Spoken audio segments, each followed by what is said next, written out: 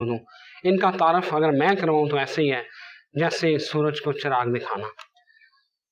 Engineer साहब की अगर मैं बात करूं तो इनके क्रेडिट पे एक बात है जो जिसने मुझे मजबूर किया यहाँ आकर इनके साथ वीडियो बनाने पर, कि जब मैं एफसी कॉलेज के बच्चों को, जब मैं जीसी कॉलेज के बच्चों को, जब मैं कनेड कॉलेज की और Lahore college for women university की लड़कियों को इंजीनियर साहब की वीडियो सुनते देखता हूँ और जिस तरह ये दीन की तशरीह करते हैं, मेरा ख्याल है इससे बड़ी दीन की कोई खिदमत नहीं है।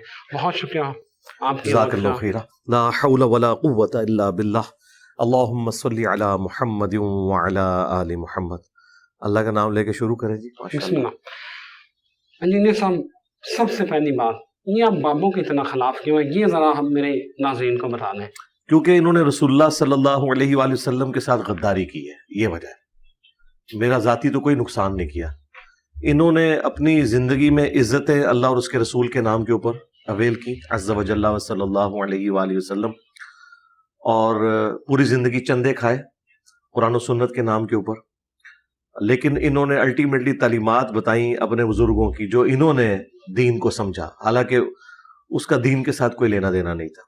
अब इसमें ज़्यादा से ज़्यादा कोई लेम एक्सक्यूज़ ये हो सकता है कि जी ये जो आप बाबों के ऊपर इल्ज़ामात लगा रहे हैं तो ये उनकी तालीमात ही नहीं है, बल्कि ये तालीमात किसी ने उनकी तरफ मंसूब कर दी हैं।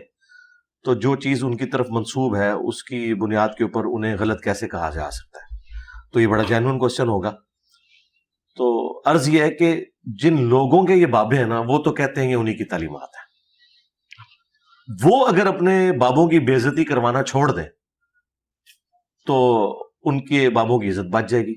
जब वो हमें बार बार मजबूर करेंगे कि ये गुस्ताखियां, ये अपने नामों के कलमे पढ़ाना, ये मार्फत की बातें हैं, आपको समझ नहीं आई तो हमें तो समझ आ रहा है कि क्या हुआ है। तो इसका हल एंड पे यही है कि ये दस्तबरदार हो जाए कि ये उन्होंने नहीं कहा, हम भी पीछे हट देंगे। लेकिन ये बजिद है और जाहिर है कि ये पूरे खलास के साथ बजिद है और इनकी जिद में मैं इनके साथ हूं। मुझे भी पता है कि ये ठीक जिद कर रहे हैं, मुझे इसमें कोई यार नहीं है, क्योंकि जो पिछले 100 सालों में बाबे गुजरे हैं उनके अभी तो कलम की स्याही भी खुश्क नहीं हुई है। उनके अपने आस्थानों के ऊपर उनके हैंड रिटन नोट्स पड़े हुए हैं, यानी पीर मेलिशा साहब जो कुछ लिख के गए हैं वो तो उनके हैंड रिटन नोट्स गोल्डाशी में रखे हुए हैं, वो कैसे उनसे दस्तबरदार हो? तो ये वजह है, अगर ये कुरान और सुन्नत को फाइनल अथॉरिटी मानते हैं तो फिर इनका मेरा झगड़ा नहीं होगा। ये जो हमने लिखा ना, नबी के जैसा है ही कोई नहीं, बाबे तशाही कोई नहीं, यानी रसूलुल्लाह के मुकाबले पे हम किसी बाबे को इज्जत नहीं देंगे। उसकी वजह यह है कि बाबे ने कोई फिजिक्स में कमाल नहीं दिखाया, केमिस्ट्री में नहीं दिखाया कि हम उसकी इज्जत कर रहे हैं। बाबे ने तो ये क्लेम किया कि मैंने दीन की खिदमत की है। जब वो उसी सब्जेक्ट में ही फेल है तो इज्जत खत्म हो गई। इन बाबों को ये काफिर डिक्लेयर कर दें, हम इनको नहीं तख्ता मश्क बनाएंगे, कहेंगे हमारे दीन से इनका कोई ताल्लुक नहीं। इनको आप हमारे दीन का भी पेशवा बना के पेश करें, हम आपको कुरान और सुन्नत बताएं, आप बाबों के शेर पढ़ें जो बिल्कुल उलट हो। तो ये असल वजह है। ये बेइज्जती जो कुछ हो रही है ये इनके मानने वाले करवा रहे हैं, हम नहीं कर रहे। ये कहते हैं नहीं, आप इनको इसी तरीके से कबूल करें। अली भाई, ये फिर जो गौस पाक ने बेड़ी तार दी और ये मुजज़ात, ये तो हम सदियों से सुनते आ रहे हैं। ये इसी किस्म के जो इस्तदराज या मोजज़ात या करामात कह लें, जो ये सो कॉल्ड, ये तो हिंदू भी कहते हैं। 1965 की जंग में आप कहते हैं दाता साहब ने बम पकड़े हैं, उनकी देवियों ने बम पकड़े, उन्होंने तो बम दिखा भी दिए। आपके पास तो बम दिखाने वाले भी कोई नहीं, उन्होंने म्यूजियम में लगाए हुए हैं। हाँ, तो उस दिन से डर जाए कि गोरे उर्दू सीख लें या मौलवियों को अंग्रेजी आ जाए तो ये जो कुछ 2-4 बच्चे आज दीन पे चल रहे हैं ना, ये भी चलना छोड़ देंगे। तो ये सब कुछ झूठ है। और दूसरा, ये गौसे पाक या जितने भी बड़े बुजुर्ग हैं, इन्होंने रिटायरमेंट किस दिन ली है? मेरे आने के बाद। अगर ये क्लेम करते हैं कि ये सब कुछ कर सकते हैं तो अब करें ना। इससे बुरा वक्त कोई मुसलमानों पे आ सकता है? आज इसराइल जो फिलिस्तीन में जुल्म कर रहा है, बाबे किधर है? अच्छा, इसके जवाब में ये कहेंगे कि अल्लाह किधर है? अल्लाह ने तो अपने सामने हुसैन इब्न अली को भी शहीद होते देखा है, अल्लाह ने काबे की तौहीन होते भी देखी है। वो एक ही अबरा के लश्कर को अल्लाह ने हलाक किया था उस साल को यादगार बनाने के लिए। अल्लाह ने ये मामलात मखलूक पे छोड़े हुए हैं, ये मखलूक ने मामलात को देखना है।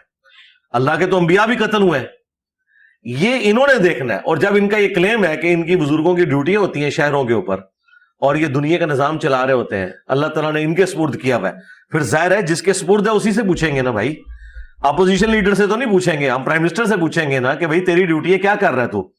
ये कहते हैं नहीं दाता साहब गवर्नर पंजाब है, تو پنجاب میں جتنی مہنگائی ہو رہی ہے، پنجاب میں جتنی بجلی کے بل زیادہ آئے ہیں، تو وہ تو پھر ہم انہی سے پوچھیں گے نا، کیونکہ ان کی ڈیوٹی ہے. اور اگر یہ کہتے ہیں کہ نہیں یہ آپ ہمارا مذاق اڑا رہے ہیں، تو پھر آپ کہہ دیں کہ ڈیوٹیاں کوئی نہیں ہیں، ہم بات کرنا بند کر دیں گے. یہ سب کچھ یہ خود کروا رہے ہیں.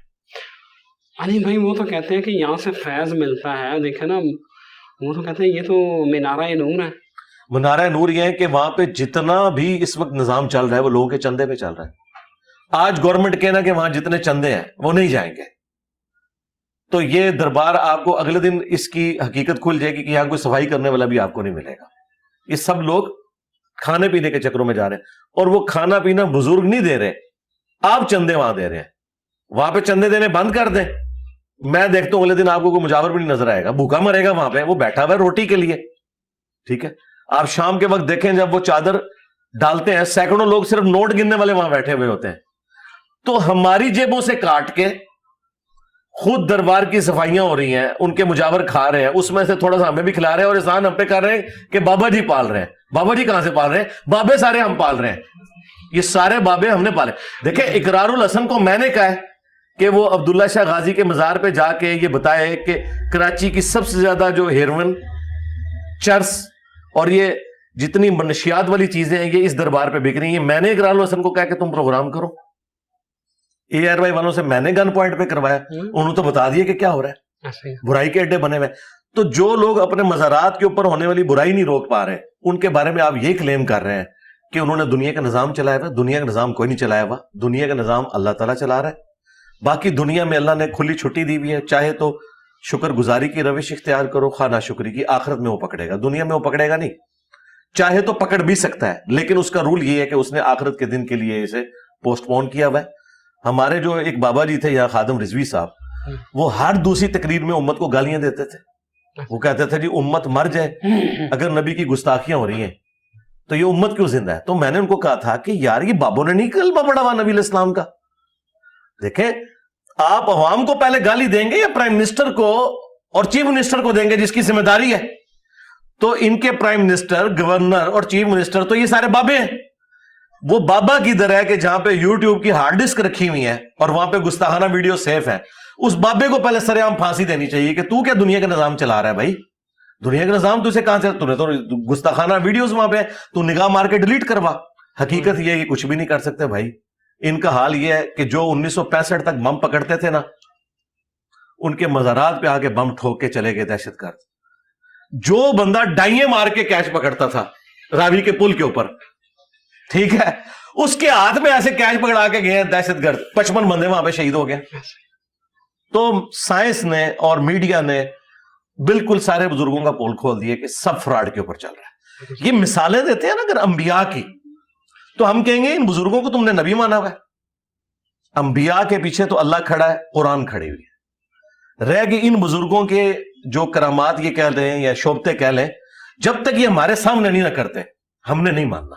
تخت بلقیس آیا، قرآن میں لکھا ہوا ہے.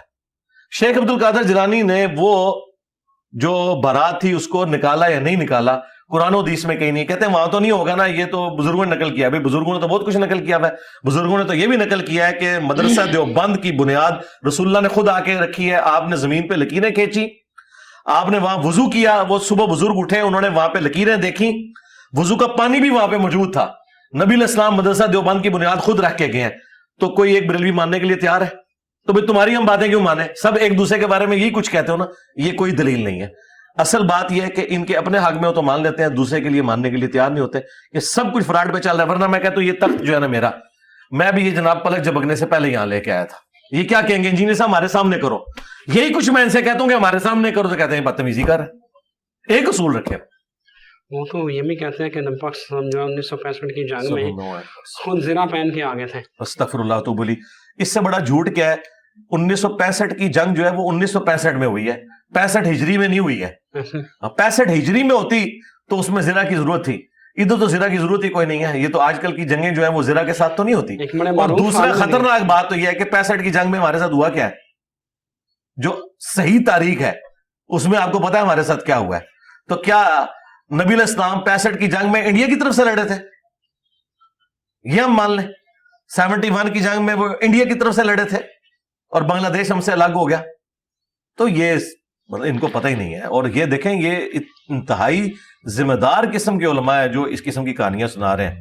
ان کو بالکل شرم نہیں آتی ہے کہ اس کا اینڈ رزلٹ کیا نکلے گا. وہ کہیں گے کہ دیکھو یار ایک تیر سے دو شکار ہو گئے. پاکستان کے ساتھ جو ہم نے کیا وہ تو کیا, ہم نے تو ان کے دین کو بھی شکست دے دی ہے کہ ان کا نبی جنگ لڑنے کے لیے نعوذ باللہ آئے ہوئے تھے اور ہم نے ان کو بھی شکست دے دی. یہ کتنا خطرناک کھیل کھیل رہے ہیں. اللہ اکبر. علی بھائی اب 2-3 سوال ہیں, یہ لے لیجیے گا اور مجھے اس کا جواب دے دیجیے گا. یہ آج کی جو ماڈرن دور ہے اس کا بڑا اہم مسئلہ ہے. ایک IVF سے بچے, سیروگیسی اور جینڈر سلیکشن, اس حوالے سے آپ تھوڑی رہنمائی کر دیں.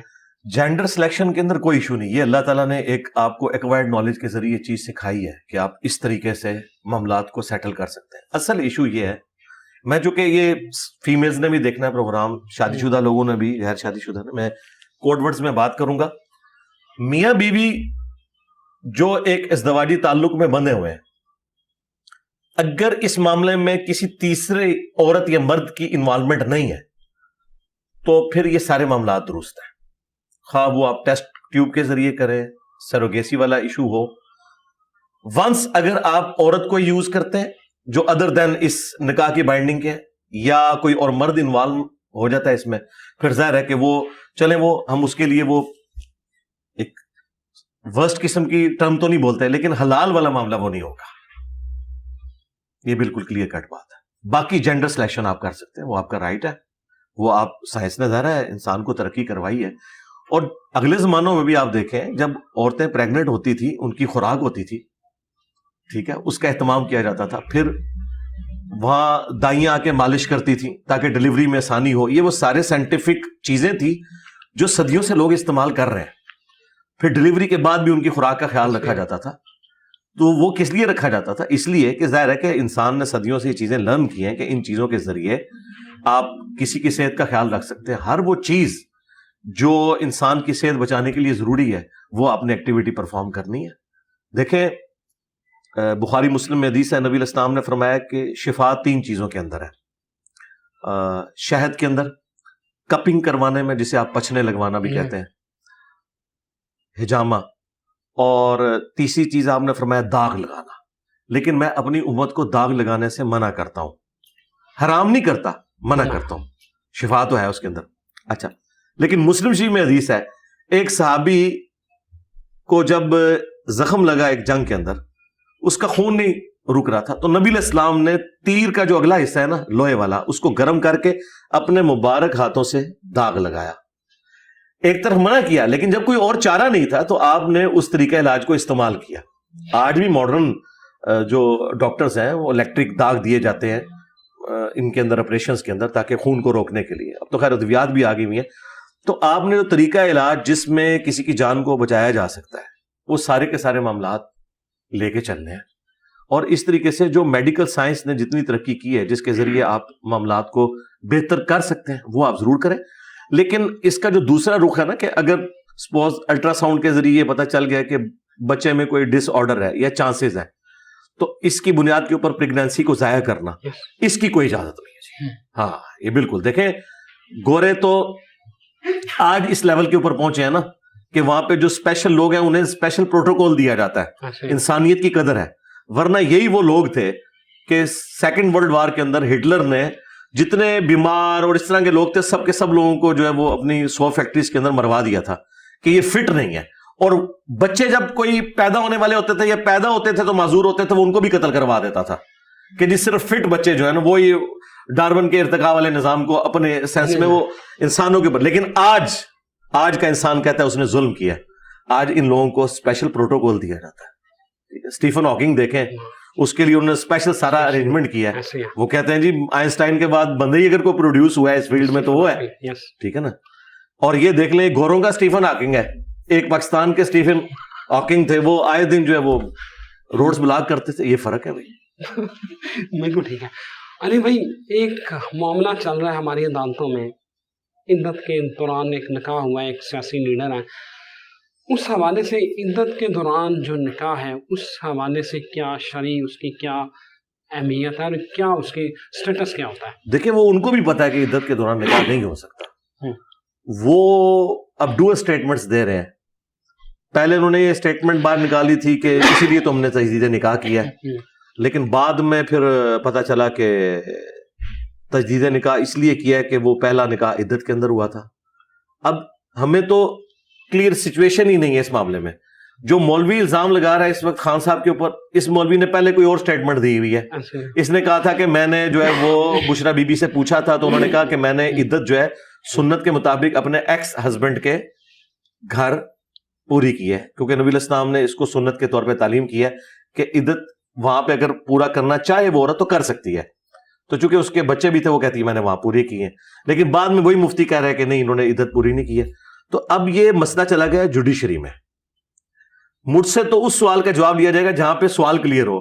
جواب سوال کا ہوتا ہے، جب سوال ہی نہیں ہے تو جواب کیا ہوگا؟ ہاں، آپ دونوں سچویشن رکھ لیں کہ اگر انہوں نے عدت کے اندر نکاح کیا ہے تو وہ تو بالکل حرام ہے اور وہ اسٹیبلش ہی نہیں ہوا، ٹھیک ہے، اور اگر عدت کے اندر نہیں کیا تو نکاح بالکل درست ہے۔ علی بھائی، ہر بندے کی ایک ذمہ داری، اگر اس کو کوئی عہدہ یا کرسی ملی ہوئی ہے تو اس کو وہ اپنی ذمہ داری نبھانی ہے، وہ آئینی ہے، قانونی ہے، جو بھی ہے۔ اگر ایک ادارہ جیسے الیکشن کمیشن ہے، اس نے الیکشن وقت پہ کروانے ہیں، اگر وہ یہ ڈیوٹی سر انجام نہیں دے رہا تو اس حوالے سے آپ کیا کہتے ہیں؟ اللہ کے حضور مجرم ہے جی، یا تو کوئی جسٹیفیکیشن پیش کرے، آ کے پبلک کو سیٹسفائی کرے کہ کس وجہ سے کر رہے ہیں۔ جس طرح ابھی یہ الیکشن لیٹ ہو رہے ہیں اس میں تو وہ جینون پلی لے رہے ہیں کہ چونکہ آئین میں یہ بھی ہے کہ اگر مردم شماری ہوئی ہے تو اس کے بعد 4 مہینے کا ان کے پاس الاؤنس موجود ہے جس میں انہوں نے حلقہ بندی نئے سرے سے کرنی ہے، تو 4 مہینے انہوں نے لے لیے نا، انہوں نے کسی طریقے سے اس معاملے کو لے کے چل رہے ہیں نا۔ لیکن یہ ان کو آ کے پبلک کو جواب دہ ہونا چاہیے۔ یہ تو سپریم کورٹ میں کوئی پٹیشن فائل کرے نا تو سپریم کورٹ اس کو دیکھ لے گی، انہیں اپنی آئینی ذمہ داری پوری کرنی چاہیے۔ ہاں بالکل ٹھیک ہے۔ علی بھائی، ایک اور اہم مسئلہ ہے یہ جو بہت سارے، میں کیونکہ میرا دیہات سے ایک بیک گراؤنڈ ہے تو میں وہاں سے جو مسجدوں والے مولوی ہوتے ہیں نا، میں نے ان کو کہتے سنا ہے کہ یہ جو انگلش میڈیم اور انگریزی میڈیم اسکول ہے ان میں بچوں کو پڑھانا حرام ہے۔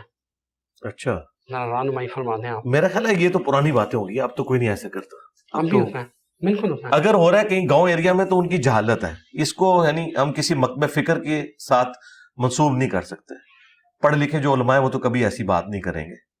تو یہ جو جاہلیت کے اوپر مبنی باتیں کرنے والے تھے ابھی آہستہ آہستہ کم ہوتے جا رہے ہیں۔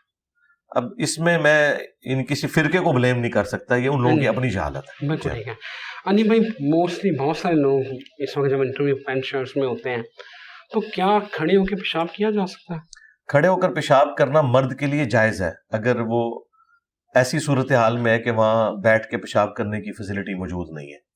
اسلام کی اصل میں جو ریکوائرمنٹ ہے آپ سے وہ یہ ہے کہ پیشاب کرتے ہوئے آپ کے جسم کے اوپر یا کپڑوں پہ چھینٹیں نہ رکھیں۔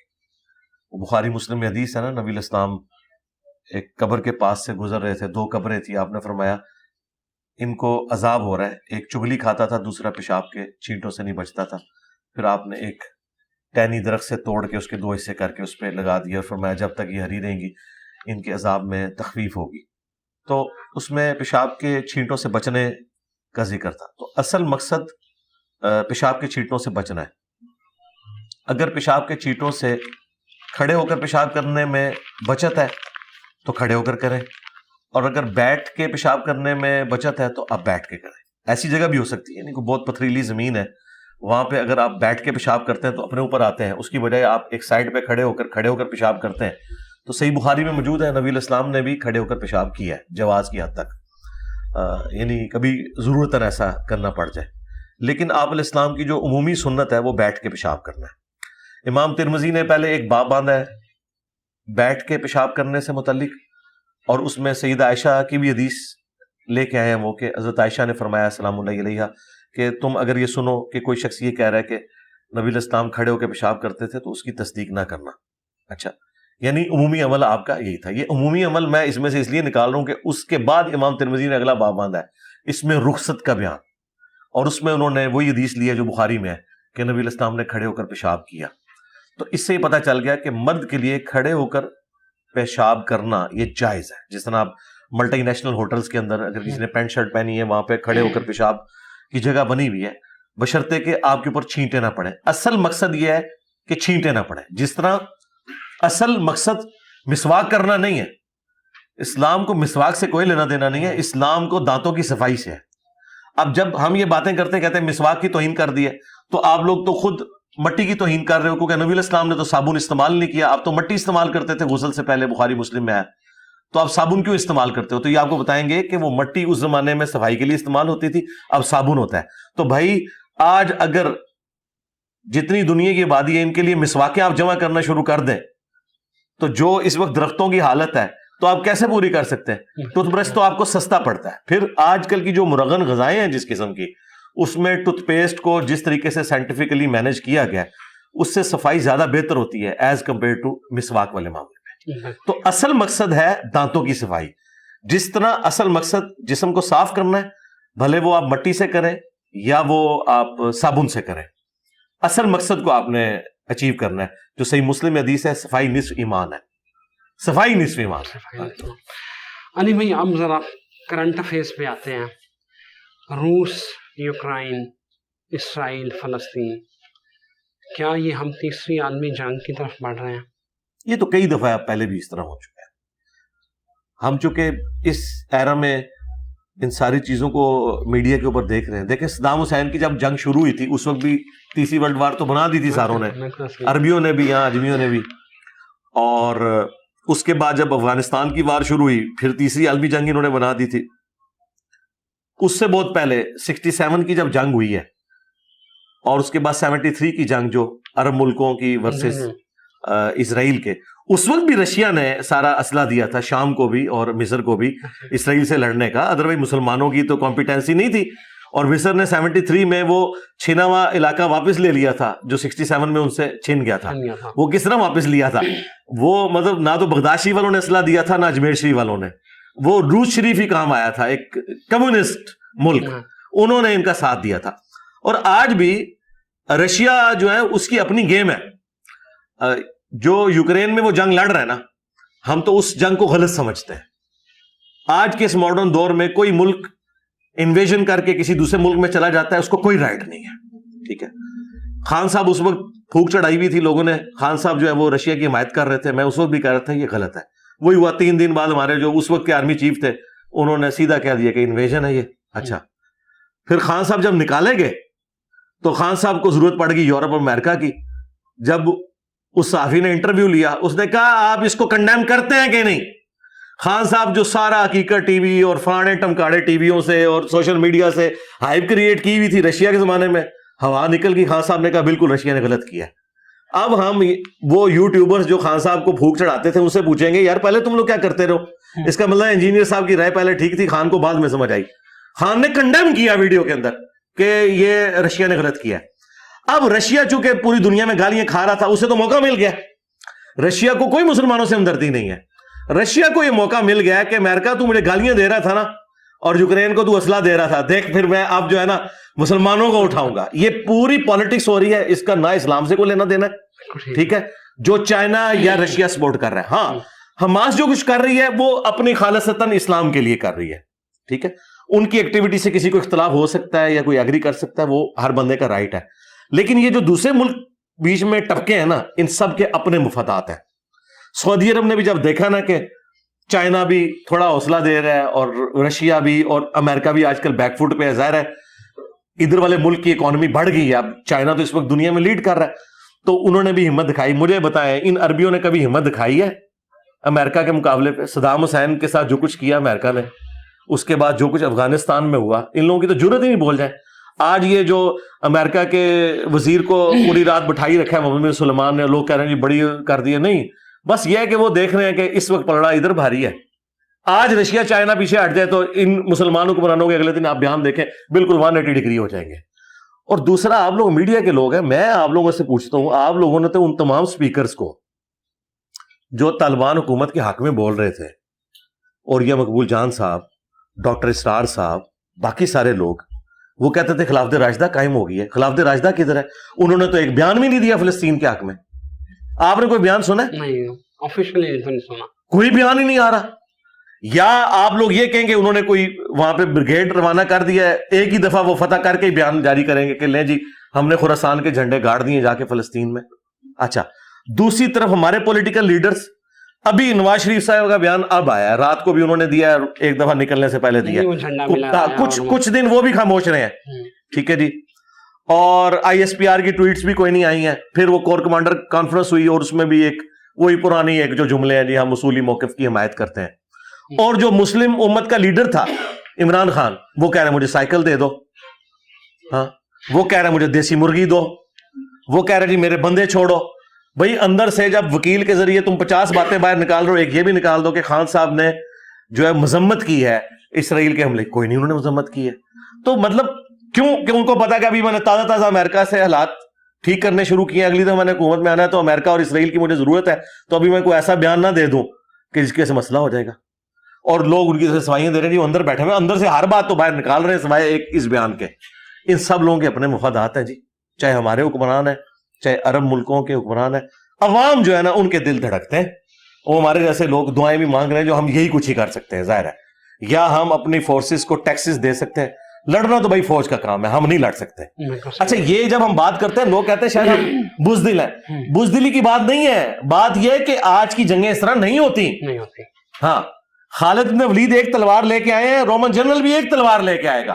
یہ نہیں ہوگا کہ خالد بن ولید تلوار لے کے اور سامنے والا کلاشنکوف لے کے آ جائے, تو آپ ادھر سے 1000 تلوار والے بھی لانچ کر دیں, کیا اینڈ رزلٹ نکلے گا؟ کوئی عقل کو ہاتھ ڈالیں, اس طرح نہیں ہوتا دنیا میں, اس طرح جنگیں نہیں لڑی جاتی ہیں. اور پھر لوگوں کو یہ برا لگتا ہے, بھائی اس طرح نہیں ہوتا. اگلے زمانوں میں برابر کا اسلحہ ہوتا تھا, تعداد کم زیادہ ہو سکتی ہے. تعداد میں بھی سن لیں, غزوہ موتا جو جنگ موتا, اس میں مسلمان 3000 تھے اور رومنز 2 لاکھ تھے. تو حضرت خالد بن ولید وہ جنگ انہوں نے جب دیکھا ہم نہیں جیت سکتے, وہ اپنی فوج کو بچا کے واپس مدینہ شریف آ گئے. اس لیے دوبارہ ہم غزوہ تبوک پہ نبی الاسلام تشریف لے گئے تھے. جنگ کوئی نہیں لڑی ہے, وہ جنگ بس تھوڑی سی جھڑپیں ہوئی ہیں. اس کے بعد جب خالد بن ولید نے دیکھا نا کہ یار یہ تو فوج بہت زیادہ آ گئی, یہاں تو آپ کو پتہ نہیں کیا کیا سٹوریاں بنا کے سناتے ہیں کہ جی یہ ہو گیا جی وہ جیت کے آ گئے, جنگ نہیں جیت کے ریٹریٹ کر کے آئے تھے. آدھی ہسٹری بتاتے ہیں, اس طرح نہیں ہوا تھا. وہ ریٹریٹ کیا تھا تو پھر نبی الاسلام غزوہ تبوک میں 30,000 کا لشکر لے کے گئے. ہاں اس وقت بھی رومن امپائر بھاگ گئی تھی, کیونکہ انہیں پتہ چل گیا تھا کہ نبی الاسلام کا مقابلہ نہیں کر سکتے. اللہ اکبر. علی بھائی میں ڈاکٹر سراج صاحب کا ایک کلپ دیکھ رہا تھا, اس کی آپ ذرا بہتر رہنمائی کر سکتے ہیں. وہ کہتے ہیں کہ ایک وقت آئے گا کہ یہود کا پورے عرب کے اوپر قبضہ ہوگا, اس کے بعد پھر مسلمان فائٹ بیک کریں گے. واللہ عالم جی, ہمیں تو نہیں پتا مستقبل کے حالات, تو آئیڈیا نہیں کہ کیا ہو.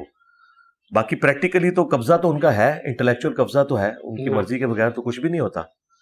باقی یہ کب ہوگا اور کیسے ہوگا ہمیں اس کی تفصیلات نہیں بتائی گئی. ہمیں اجمالاً بتایا گیا کہ الٹیمیٹلی جو فائنل جنگیں ہونی ہیں وہ شام کی سرزمین میں ہونی ہے, لیکن وہ کب ہونی ہے اس کا نہیں پتا. آپ کو میں حیران کن بات بتاؤں, شام کے جو فضائل کے بارے میں حدیثیں آج انہوں نے جو دریافت کی ہیں نا, یہ وہ حدیثیں ہیں جو حضرت معاویہ رضی اللہ تعالیٰ عنہ نے اس زمانے میں دریافت کر کے اپنے آپ کو حق پہ اور حضرت علی کو باطل پہ ڈکلیئر کیا ہوا تھا. یعنی یہ حدیثیں 1400 سال سے مسلمان اپنے حق میں استعمال کر رہے ہیں. وہ کہتے تھے اہل شام کے بارے میں حضور نے یہ فرمایا, وہ اس زمانے میں یعنی اپنے حق میں یوز کر رہے تھے, یہ آج یوز کر رہے ہیں. ابھی پتہ نہیں قیامت کہاں آنے والی ہے. اور پریکٹیکلی اس وقت تو شام تو شیعہ کے پاس ہے, سنیوں کی تو ویسے ہی آواز نکل جائے گی. اور وہ شیعہ بھی عام نہیں ہے, وہ تو نصیریہ ٹائپ شیعہ ہیں, علی اللہ کہنے والے. تو پھر شام حق پہ چھوڑ دیں بس, یہ ان لوگوں کو نہیں آئیڈیا چیزوں کا. علی بھائی کچھ علماء دین کہہ رہے تھے کہ قیامت کی نشانیوں میں سے ایک نشانی یہ بھی ہے کہ 40 سال پہلے قیامت سے صوبہ سندھ تباہ ہو جائے گا. اور ایک اور جگہ پہ وہ ایک ڈبیٹ چل رہی تھی, وہ کہہ رہے تھے کہ 15ویں صدی کے بعد صدی کو نہیں ہے, اور یہ 1444 ہجری کو چل رہا ہے, اور 75 تک تو ملیا میٹ. ان کے جو پرانے بزرگ ہیں نا وہ کہتے تھے 1000 سال امت چلے گی, تو آج 1445 ہجری ہے. پہلے تو ان بزرگوں کے اوپر لعنت بھیجے نا جو جھوٹ بول کے امت کو کہتے رہے. 450 سال تو ویسے ہی اوپر ہو چکے, رہ گیا ان کے ساتھ ہمارے آنے والے اسٹوڈنٹ لانتے ہیں ان کے اوپر بھیجیں گے کہ تسی بھی جھوٹے ہی نکلے. ٹھیک ہے, اس طرح کی کوئی اسیسمنٹ کر سکتا ہے؟ قرآن میں تو ہے کہ قیامت کا نبی الاسلام کو نہیں دیا گیا, صرف نشانیاں بتائی گئی ہیں. اچھا احمد بریلوی صاحب نے امام مہدی کا جو سن ہے وہ 1837 ہجری نکالا ہوا ہے. 1837 ہجری یعنی 400 سال تو ابھی احمد بریلوی کے پڑے میں پورے ہونے والے. تو یہ کوئی باب ایک جگہ پہ متفق ہی نہیں، سب کے اپنی یہ تخمینے ہیں، کوئی اس طریقے سے نہیں ہے معاملات. اور باقی قیامت کی جو یہ نشانیاں بتاتے ہیں وہ ساری پاکستان میں پوری ہو رہی ہیں. یورپ اور امریکہ میں تو زندگی سکون سے گزر رہی ہے. یہ سارے مسئلے تھرڈ ورلڈ کنٹریز کے ہیں. ٹھیک ہے، یہاں پہ بھی اگر اکانومی درست ہو جائے تو قیامت کی ساری نشانیاں ختم ہو جائیں گی، لوگ کہیں گے جنت ہی ہے. تو یہ غریب لوگوں کا آخری سہارا یہی ہے کہ قیامت کی نشانی ہے. یہ سیم باتیں اس وقت بھی تھیں جب حضرت حسین ابن علی کے ساتھ اتنا ظلم ہوا نا، تو اس زمانے کے لوگوں نے کہا کہ قیامت کی نشانی ہے، اولاد رسول کو ذبح کر دیا، اس سے بڑی کیا قیامت ہوگی. تو یہ ہمارے لیم ایکسکیوزز ہیں، صرف اپنی ڈیوٹی سے بھاگنے کے لیے، اپنی کمزوریوں کو اس طریقے سے پردہ ڈالنے کے لیے. مجھے بتائیں، ایک ہی پاکستان کا ٹکڑا ہے بنگلہ دیش، ادھر کی قیامت کی نشانی تو کوئی پوری نہیں ہو رہی ہے، اس کی اکانومی تو اوپر جا رہی ہے، ہم دن بدن نیچے جا رہے ہیں. دیکھنے والی بات ہے نا. تو وہاں تو قیامت کی نشانی کوئی نہیں پوری ہوئی ہے. تو یہ ہماری کمزوری ہے جن کو ہم قیامت کی نشانیاں، اور پھر جو وہ وائزین ہیں جو فیول دیتے ہیں ان حکمرانوں کو، یہ کہہ کے اور جی جس طرح کی عوام ہوگی اس طرح کا حکمران آ جائے گا، اللہ سے توبہ کریں، گناہوں کی معافی مانگیں، یہ ہمیں یہ پڑھا رہے ہوتے ہیں. تو بنگلہ دیش والوں نے توبہ کر لی ہوئی ہے اللہ سے، جو ان کی اکانومی اوپر چلی گئی ہے. کیا یو کے اور امریکہ میں جو ہے وہ بدکاری ختم ہو گئی ہے جو وہ ان کی اکانومی اوپر جا رہی ہے؟ بھائی اللہ نے دنیا کو ایفرٹس کے ساتھ جوڑا ہوا ہے، ایفرٹ پٹ کریں گے تو رزلٹ بھی نکلیں گے. اس طریقے سے نہیں ہوتا کہ آپ ہر چیز کو روحانی پہلو کے ساتھ جوڑ کے تو اور اپنی غلطیوں کو پیچھے ڈال دیں اور اپنے سارے معاملات ٹھیک کر رہے ہیں.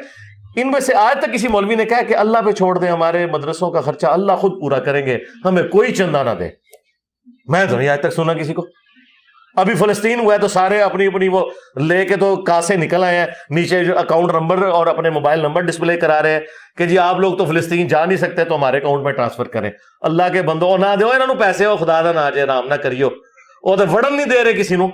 اور وہ غزہ میں جتنی آبادی ہے نا 20 لاکھ، مصریوں نے جتنے ٹرک وہاں مصر کے مسلم عوام نے کھڑے کر دیے نا، وہ آندہ ان کے سال کے لیے خوراک کافی ہے. ادھر سے کوئی بھیجنے کی ضرورت نہیں. نہ دیو انہوں نے اپنی گڑیاں نے نمیاں خرید لینی ہے. اللہ کو ڈرو خدا دا نہ جے، نہ رام سور کھواؤ انہوں نے.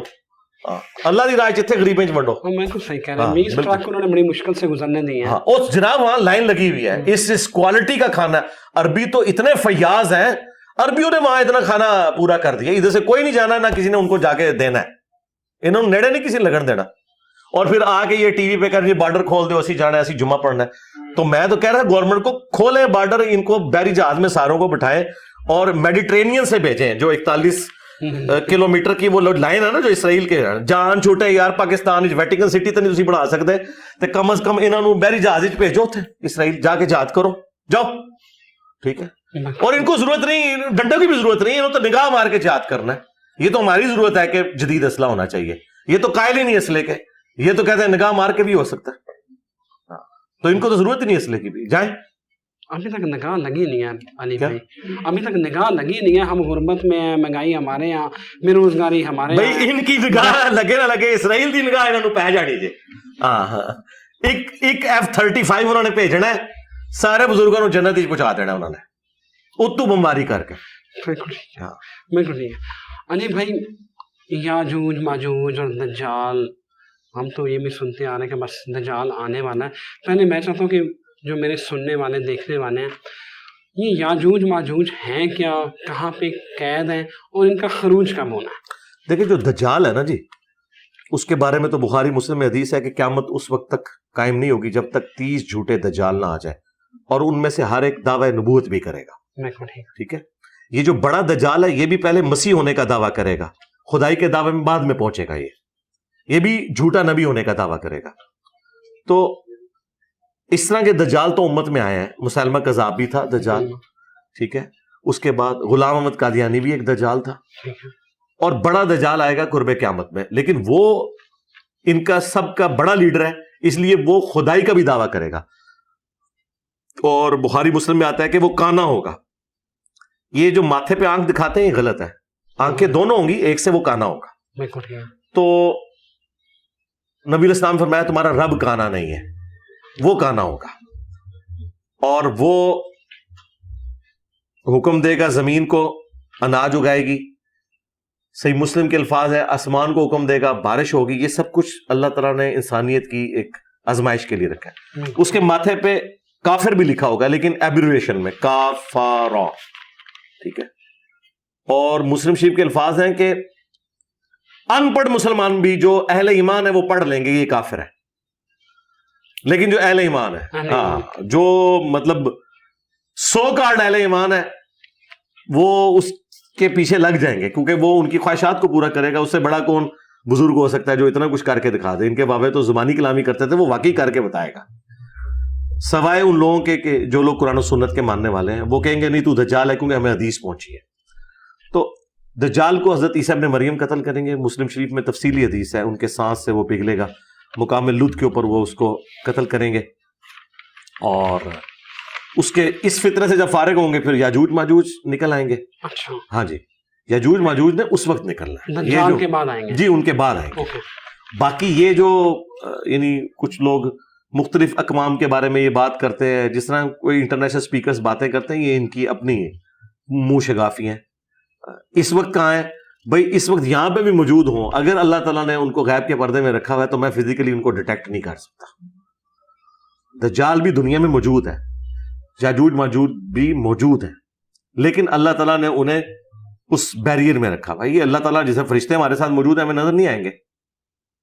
اللہ چاہے تو فزیکلی حضرت جبرائیل بخاری مسلم میں انسانی شکل میں نظر بھی آ گئے تھے, سامنے آ گئے تھے. تو دنیا میں موجود ہیں, میں آپ کو جگہ بھی بتا دوں اگر مجھے پتا ہو, تب بھی آپ کو وہاں وہ نظر نہیں آنے کے, جب تک اللہ تعالیٰ ان کو ظاہر نہیں کرے گا. تو یاجوج ماجوج جب آئیں گے تو حضرت عیسیٰ علیہ السلام مسلمانوں کو لے کے پہاڑ پہ چلے جائیں گے. اللہ تعالیٰ ان کو وہی فرمائے گا. ظاہر ہے وہ نبی تو ہیں ہی ہے نا, امتی بن کے آئیں گے, لیکن نبی اپنی جگہ ہیں, وہ نبی علیہ السلام کے امتی بن کے آئیں گے نا. تو اللہ تعالیٰ ان کو وہی کرے گا کہ مسلمانوں کو لے جائیں, اور پھر بعد میں حضرت عیسیٰ ابن مریم کی دعا سے اللہ تعالیٰ ان کی گردنوں میں کیڑے ڈال دے گا, پھر وہ مر جائیں گے. اور اس کے بعد پھر اللہ تعالیٰ کی طرف سے بارش اور یہ سارا سلسلہ ہوگا. جانور آئیں گے ایسے پرندے جو ان کی لاشوں کو اٹھا کے لے جائیں گے, پھر زمین کی صفائی ہوگی, پھر لوگ ایمان پہ آ جائیں گے سب لوگ. پھر حضرت عیسیٰ ابن مریم کے جانے کے بعد دوبارہ سے دنیا کفر کی طرف چلی جائے گی, اور الٹیمیٹلی ایک دن خوشبودار ہوا چلے گی اور اہل ایمان کی روح قبض ہو جائے گی. دنیا میں صرف کافر رہ جائیں گے اور ان کے اوپر قیامت قائم ہوگی, دوبارہ سے کفر آ جائے گا. اللہ.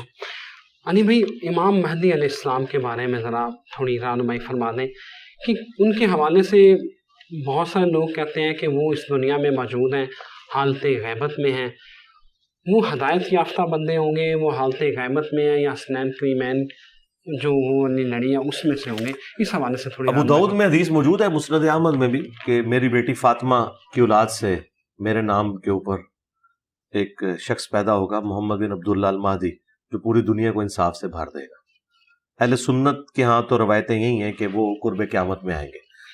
اہل تشیع جو ہیں انہیں وہ امام حسن عسکری کا بیٹا کہتے ہیں.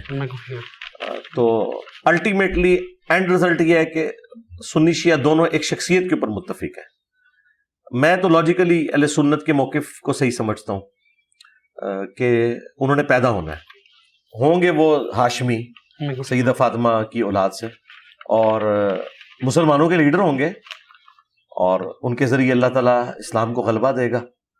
البتہ جب دجال آئے گا تو دجال کا فتنہ چونکہ بہت بڑا ہے, تو اس فتنے کو ختم کرنے کے لیے عیسیٰ ابن مریم دنیا میں آئیں گے 2 زرد چادروں میں. مسلم شریف میں آتا ہے دمشق کے سفید مینار کے اوپر, اور اقامت ہو چکی ہوگی, مسلمانوں کا امام نماز پڑھانے لگے گا تو وہ عیسیٰ ابن مریم سے کہے گا کہ آپ نماز پڑھائیں.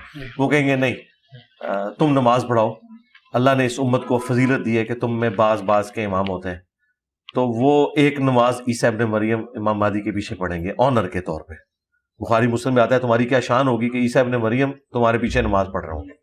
اس کے بعد پھر باقی نمازیں عیسیٰ ابن مریم بھی پڑھائیں گے. یعنی جو اہل سنت کے ہاں جو حدیثیں ہیں نا بخاری مسلم کی, وہ تو یہی بتاتی ہیں کہ عیسیٰ ابن مریم کے آنے کے بعد لیڈرشپ جو ہے نا وہ امام مہدی ان کے ہینڈ اوور کر دیں گے, پھر اوور آل مسلمانوں کو وہ لیڈ کریں گے. محمد مہدی جو ہے وہ ان کو اسسٹ کریں گے. یہ ہوگا. بالکل ٹھیک ہے. انیمی آپ تھوڑا سا ذرا جو آج کل ماڈرن دور کے مسائل ہیں اس کے اوپر آتے ہیں. میں ایک ٹی وی اینکر ہیں, مذہبی پروگرام کرتے ہیں, میں نے ان کو سنا, انہوں نے کہا کہ اگر آپ دو لڑکا لڑکی ایک ہوٹل کے ریسیپشن پہ جاتے ہیں اور ریسیپشن والا پوچھتا ہے کہ یہ لڑکی کون ہے تو آپ کہتے ہیں یہ میری بیوی ہے، وہاں پر موجود دو لوگ یہ بات سن لیتے ہیں اور اگر آپ کی نیت ٹھیک ہے تو آپ کا نکاح ہو گیا۔ نہیں جھوٹ بولا ہے نا، نکاح تو کرنے سے ہوگا نا۔ وہ حدیث جو ہے نا ابو داؤد میں کہ 3 چیزیں مذاق میں بھی ہو جاتی ہیں، نکاح، طلاق اور رجوع، وہ بات اپنی جگہ ہے، اس کے ساتھ شاید کسی نے پلی بنائی ہو، تو مذاق میں بھی پورا اس کا پروسیجر فالو ہوگا نا کہ اس کو میں اتنے حق مہر کے عوض اپنے نکاح میں لیتا ہوں، ایجاب و قبول ہوگا، خالی دعویٰ کرنے سے تو نہیں ہوگا نا، وہ تو جھوٹ ہوگا، تو اس طرح تو نکاح نہیں ہوتا۔ نہیں کیسے نکاح ہوگا؟ یعنی میں دوسری شادی کرنے کے لیے پہلی بیوی کی اجازت ضروری ہے؟ پہلے بیوی کو بتانا ضروری ہے، اجازت کی کوئی ضرورت نہیں، بس بتا دیں، پھر سائیں آپ پوچھیں گے۔ اجازت کی کوئی ضرورت نہیں ہے، بتانا ضروری ہے، کیونکہ نکاح جو ہے وہ اعلانیہ ہوتا ہے۔ کل کو آپ مر جاتے ہیں، آپ کی وراثت تقسیم ہوتی ہے، تو جو 1/8 حصہ ہے وہ اب 1/16 1/16 ہوگا، 2 بیویوں میں تقسیم ہوگا۔ تو اگر وہ بیوی رجسٹرڈ ہی نہیں ہے اور آپ کے علم میں نہیں ہے تو آپ تو مریں گے اور پیچھے لڑائی چھوڑ کے چلے جائیں گے، اس طرح ہو نہیں سکتا نا۔ اسلام میں تو چیزیں اس طرح تو نہیں چلتی ہیں نا، نکاح اعلانیہ ہوتا ہے، زنا چھپ کے ہوتا ہے، اور مولویوں نے اکثر شادیاں چھپا کے کی ہوئی ہیں۔ یہ 2-4 دلیر آپ کو نظر آتے ہیں سامنے آ کے کہتے ہیں میں نے تیسری کر لی، میں نے چوتھی کر لی، سارے نہیں اس طرح کرتے، 2-2 3-3 سب نے کی ہوئی ہیں۔ طارق جمیل صاحب کی ایک ہی ہے، غامدی صاحب کی ایک ہے، باقیوں کے بارے میں کوئی گارنٹی نہیں کرتا۔ علی بھائی جو خفیہ نکاح ہوتے ہیں یہ غلط ہے نا جی، خفیہ نکاح کیسے ہوتا ہے؟ نکاح تو ہے ہی اعلانیہ کہ میاں بیوی ہیں، وہ پھر اعلانیہ تو پھر بڈی نے کتنے کرن دینا؟ تو پھر ٹھیک ہے نا یار۔ بات یہ ہے کہ جہاں باقی چیزوں کو آپ نے کمپرومائز کیا ہوا ہے، پورا اسلام آپ نے نکاح میں گھسا دیا ہوا ہے۔ آج تک یعنی بڈی نے نکاح سے پہلے تو نہیں پوچھا کہ میرا ہونے والا جنا نماز بھی پڑھتا ہے کہ نہیں، آج تک کہیں رشتے میں یہ بات ہوئی ہے؟ نوکری کا تو پوچھتے ہیں، نماز کا پوچھا ہے؟ اگر نماز کے بغیر آپ لوگوں نے شادی کر لی ہوئی ہے تو باقی چیزیں تو بہت چھوٹی ہیں، اسلام کیوں بیچ میں لے کے آ جاتے ہیں؟ علی بھائی سود اس معاشرے کو کھا گیا، ہر بندہ سود میں جکڑا ہوا ہے، ایک کارپوریٹ سیکٹر ہے، بینکنگ سیکٹر ہے، میرا خیال ہے سارے اسی نظام میں جکڑے ہوئے ہیں۔ کیا لاہ عمل ہو سکتا ہے، کیا مطلب جو واقعبل سولوشن ہے کہ سود سے پاک کیا جا سکے؟ جو کر دیا ہے تقی عثمانی صاحب، میں تو اس کے ساتھ ایگری کرتا ہوں۔ 1-2 قباحتیں ہیں وہ بھی وقت کے ساتھ دور ہو جائیں گی، جب تک انٹرنیشنل اکانومی جو ہے وہ اس اعتبار سے ہمیں الاؤ نہ کرے۔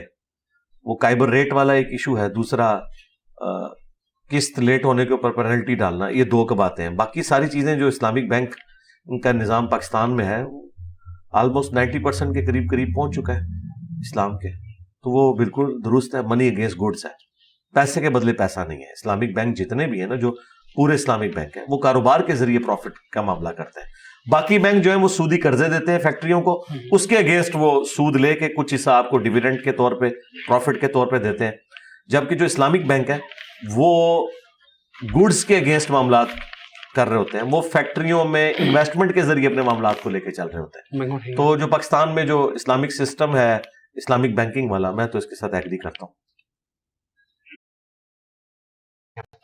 علی بھائی اسلام میں حلالہ کا کانسیپٹ ہے؟ کوئی حلالے کے کانسیپٹ نہیں ہے۔ سنن ابن ماجہ میں حدیث ہے حلالہ کرنے والے کروانے والے دونوں پر اللہ کی لعنت ہے۔ وہ ایک قرآن میں ذکر آیا تھا جسے انہوں نے حلالہ بنا لیا ہے کہ اگر کوئی شخص فوت ہو گیا ہے، اس کے بعد جو اس کی بیوی ہے وہ اپنے پہلے خامند کی طرف اپنی مرضی سے لوٹنا چاہے تو وہ چلی جائے وہاں پہ۔ یہ نہیں تھا کہ وہ اسے قتل کر کے یا ایک رات کا نکاح کر کے سارے معاملات کرے، ایسی تو کوئی بات نہیں ہے۔ یہ تو پری پلان ہلانا جو ہے یہ تو سب کے نزدیک حرام ہے جی، بالکل کوئی حلالے کا کانسیپٹ نہیں ہے۔ نکاح متع جائز ہے؟ نہیں، کوئی جائز نہیں، نہ نکاح متع جائز ہے نہ نکاح مسیار جو عرب ملکوں میں، دونوں ہی غلط ہے۔ نکاح یہی ہے جو اسٹیبلش نکاح ہے۔ لونڈی رکھ سکتے ہیں آج کے دور میں؟ آج کے دور میں لونڈیاں ہے ہی نہیں، رکھنی کہاں سے آپ نے؟ آپ کوئی نہیں، وہ کوئی لونڈیاں نہیں ہے، لونڈی سسٹم تو ختم ہو چکا ہے دنیا سے، نہیں آبسلیٹ ہو چکا ہے۔ ہاں ہے ہی نہیں ہے نا، کہاں پہ غلام بیچتے ہیں؟ نہیں اس طرح تو نہیں نا، کسی کو غلام تو نہیں بنا سکتے نا۔ غلام وہ تھے جو نسل در نسل غلام چلتے تھے، وہ اب ختم ہو چکا ہے پورے کا پورا سسٹم۔ پھر پلس جو غیر مسلم ملک کے ساتھ مسلمانوں کی جنگیں ہوتی تھی، اس جنگ کے دوران جو عورتیں لڑنے آئی ہوتی تھی نا، ان کو لونڈیاں بنایا جاتا تھا، ان کے پورے ملکوں کی عورتوں کو لونڈیاں نہیں بنایا جاتا تھا، ان کے بچوں کو غلام.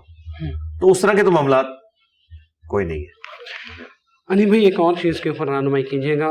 ابھی ہم دیکھ رہے تھے کہ فلسطین اور اسرائیل کی جنگ میں کوئی مولوی کوکو کولا کی بوتل پھینک رہا ہے، کوئی مرنڈا پھینک رہا ہے، آج کا میکڈونلڈ کا بائیکاٹ چلا ہوا ہے. تو یہ لگتا ہے کہ یہ صحیح طریقہ ہے؟ پہلے تو سب سے یہ اسمارٹ فون اپنے زمین پہ پٹکے نا، وہ تو کوئی نہیں پٹک رہا. وہ ان کی ضرورت ہے، وہ ان کے چندوں کا ذریعہ ہے، اس کے بغیر یہ سٹارٹ نہیں ہوتے. تو ان کا سارا اسلام جو ہے وہ میکڈونلڈ میں، KFC میں، کوکو کولا میں گھس گیا. اسمارٹ فون کیوں نہیں توڑتے یہ اپنے؟ جب یہ مفتی توڑے میں ان کے ساتھ کھڑا ہو جاؤں گا، کیونکہ پھر یہ ایک نمبر ہوں گے نا. چند چیدہ یعنی پروڈکٹس کا بائیکاٹ کر رہے ہیں. یہ تو میں نے الزامی بات کی ہے. میرے نزدیک تو کسی پروڈکٹ کا کوئی بائیکاٹ بنتا ہی نہیں ہے. اس کی وجہ ہے کہ یہاں پہ ہماری روزی روٹی ان چیزوں کے ساتھ جڑی ہوئی ہے. مجھے بتائیں یہاں کوکو کولا یا پیپسی یا یہ باقی چیزیں جو ہے، یہاں کوئی غیر مسلم تو آگے جاب نہیں کر رہے. الٹیمیٹلی اگر ان کو نفع پہنچ رہا ہے میرے بھائی، وہ تو دنیا میں آپ کوئی بھی کام کریں، آپ جو مسجد کے لیے چندہ بھی اکٹھا کرتے ہیں نا، اس کا بھی الٹیمیٹ فائدہ اسرائیل کو ہوتا ہے. دنیا کی اکانومی کو وہ رول کر رہے ہیں. جو باہر سے ڈالر بیچتے ہیں آپ کی مدرسوں کو چلانے کے لیے، اس کا الٹیمیٹ فائدہ بھی اسرائیل کو ہوتا ہے. دنیا میں کہیں اکنامک ایکٹیویٹی جنریٹ ہوتی ہے نا، وہ کہیں نہ کہیں سے اسرائیل کے ساتھ جڑی ہوئی ہے، یہودیوں کے ساتھ جڑی ہوئی ہے. اس طرح دنیا میں معاملات نہیں چل سکتے. یہ ساری جذباتی ڈاکٹرن ہے. تو آندہ جو بھی بائی کارڈ کی بات کرے سکے میرے سامنے موبائل رکھ ادھر، اٹ میں آپ مارا گا اور ویڈیو بنا کے انجینئر کا منہ توڑا گا میں. اے دیکھ آئی فون 14 میں رکھے، اے پنر لگاؤں میں. یہ آئی فون جو ہے امریکہ کا نا، اور اسرائیل کا جو آئرن ڈوم سسٹم ہے وہ امریکہ نے دیا ہوا ہے. ہر سال $40 ارب اسلحے کی مد میں گفٹ کے طور پر اسرائیل کو امریکہ دیتا ہے، اور ابھی $100 ارب انہوں نے اور منظور کر دیے ہیں. آئی فون کتنے مولویوں نے پنے نے؟ امریکہ کے نا، انہوں نے اپنے پنجنے نے میرا خیال. تو بس وہ اس طرح ہی ہے، سب جذباتی باتیں ہیں. علی بھائی تھرڈ ٹیمپل تعمیر ہونا ہے یا باتیں ہیں؟ نہیں، وہ کریں گے، ظاہر ہے پیچھے نہیں ہٹیں گے. آج نہیں تو کل انہوں نے کرنا ہے. اور یہ تو ایک اللہ تعالیٰ کی طرف سے آزمائش والا معاملہ ہے.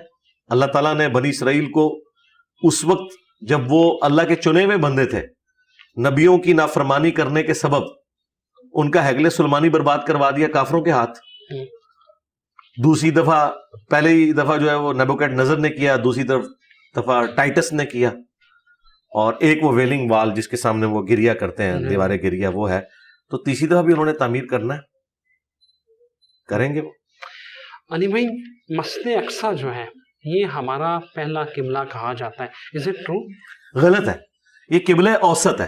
ہمارا پہلا قبلہ جو ہے وہ قرآن میں تو لکھا ہے کہ پہلا گھر سورہ ال عمران میں جو لوگوں کی عبادت کے لیے مقرر کیا گیا وہ بیت اللہ ہے، جو بکہ کے اندر ہے. یہ بکہ اور مکہ دونوں ایک ہی پروننسیشن ہے. بکہ کا لفظ تورات میں موجود ہے. عرب کے لوگ بھی اسے بکہ سے جانتے تھے، مکہ اور بکہ. جس طرح آپ کے پڑوسی ملک میں بامبے بھی ہے، ممبئی بھی ہے، میم اور با دونوں کے ساتھ. تو یہ بکہ کے اندر ہے. یہ پہلا گھر یہی تھا. اس کے بعد کچھ عرصہ کے لیے بنی اسرائیل کے لیے بیت المقدس کو مقرر کیا گیا، اور نبی علیہ السلام نے 17 مہینے اس طرف منہ کر کے نماز پڑھی جب مدینہ شریف کے. پھر نبی علیہ السلام نے دوبارہ جب دعا کی تو وہ قبلہ واپس آ گیا، ابراہیمی قبلہ. یہ تو قرآن میں لکھا ہوا ہے کہ ہم نے یہ قبلہ اس لیے چینج کیا تاکہ اہل کتاب کوئی تمہارے اوپر حجت قائم نہ کرے، کیونکہ انہیں بھی پتا تھا کہ حضرت ابراہیم کا قبلہ خانہ کعبہ تھا. تو ابراہیم علیہ السلام پہلے ہیں، یہودوں نے سارا بعد میں ہے. یہودی اور نصرانی تو ان کی اولاد ہے نا. تو قرآن کہہ رہا ہے پہلا گھر جو ہے خانہ کعبہ ہے، اس کے بعد بیت المقدس ہے، پھر خانہ کعبہ ہوا. تو یہ ہمارا قبلہ اول بھی کعبہ ہے، قبلہ آخر بھی کعبہ ہے، درمیانی قبلہ وہ ہے. علی بھائی آخری سوال ہے، صرف اس میرا خیال ہے آپ سے بہتر کوئی جواب دے نہیں سکتا. ایک تو علماء کرام اپنی عزت کھو رہے ہیں، جو ایک علماء کا وقار، تعظیم اور تکریم ہوتی تھی وہ، اور دوسرا یہ مسلمانوں پر زوال آخر کیوں آیا؟ مسلمانوں پہ زوال آنے کی وجہ وہی ہے جو ڈاکٹر اقبال نے بیان کی ہے جواب شکوہ میں. وہ معزز تھے زمانے میں مسلمان ہو کر، اور تم خار ہوئے تارک قرآن ہو کر. یہ صحیح مسلم میں حدیث ہے. اللہ تعالیٰ اس قرآن کی وجہ سے قوموں کو عروج دے گا، اس قرآن کی وجہ سے ہی قوموں کو پستی کا شکار کرے گا. تو امت کی وجہ جو ہے خاری کاٹنے کی، وہ قرآن و سنت کو چھوڑنا ہے، نبی علیہ السلام کی تعلیمات کو چھوڑنا ہے۔ رہ گئے علماء، علماء نے اپنی عزت اس لیے کھو دی ہے کہ علماء نے غداری کی اپنے دین کے ساتھ، جس دین سے وہ کھا رہے تھے نا وہ دین انہوں نے سکھایا نہیں، تو پریکٹیکلی اب اس وقت میری شکل میں ایک آزمائش ان کے اوپر مسلط ہو گئی ہے۔ تو یہ کہہ رہے ہیں انجینئر کہاں سے آ گیا؟ بھئی وہ انجینئر نہ آتا، کوئی اور انجینئر آ جانا تھا، تمہارے ساتھ تو یہ ہونا تھا جو تم نے دین کے ساتھ غداری کی ہے۔ اللہ تعالیٰ نے تو اپنے نبی کے ساتھ کیا ہوا وعدہ وہ پورا کرنا ہے۔ هو الذی ارسل رسولہ بالہدی ودین الحق لیظہرہ علی الدین کلہ۔ قرب قیامت سے پہلے ایک دفعہ دین دوبارہ غالب ہونا ہے، اس کے لیے ضروری تھا کہ مولویوں نے جو فرقے بنائے ہوئے ہیں بزرگوں کے ناموں کے اوپر، یہ ختم ہو کے لوگ رسول اللہ کے ساتھ جڑے صلی اللہ علیہ وآلہ وسلم، اور اس میں ایک تھوڑی سی خدمت اللہ تعالیٰ نے ہمارے پلیٹ فارم سے بھی دی۔ الحمدللہ۔ اللہ بہت شکریہ علی بھائی، جزاک اللہ، بہت جزاک شکریہ آپ کا، بہت شکریہ۔ ان ساری علی بھائی کی باتوں کے بعد میرا کچھ کہنا بنتا نہیں ہے، صرف اجازت چاہتا ہوں۔ اللہ حافظ۔